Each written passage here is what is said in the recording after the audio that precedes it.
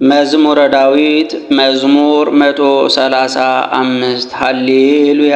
እግዚአብሔርን አመስግኑ ቸር ነውና፣ ምሕረቱ ለዘላለም ነውና። የአማልክትን አምላክ አመስግኑ፣ ምሕረቱ ለዘላለም ነውና።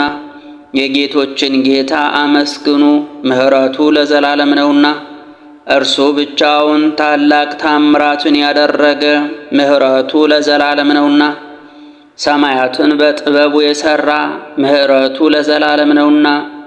ምድርን በውኃ ላይ ያጸና፣ ምሕረቱ ለዘላለም ነውና። ብቻውን ታላላቅ ብርሃናትን የሠራ፣ ምሕረቱ ለዘላለም ነውና። ለፀሐይ ቀንን ያስገዛው፣ ምሕረቱ ለዘላለም ነውና።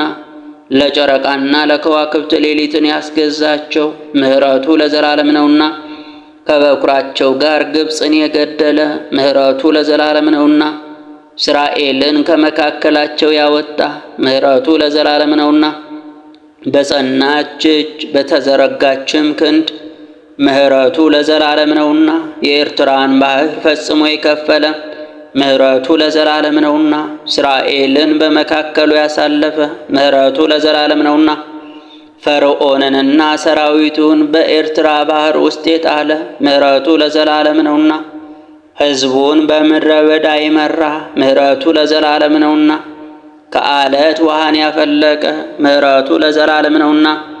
ታላላቅ ነገሥታትን የገደለ፣ ምሕረቱ ለዘላለም ነውና።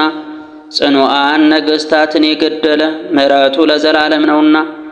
የአሞራውያንን ንጉሥ ሴዎንን፣ ምሕረቱ ለዘላለም ነውና። የባሳንን ንጉሥ ዐግን፣ ምሕረቱ ለዘላለም ነውና። ርስት ምድራቸውን፣ ምሕረቱ ለዘላለም ነውና።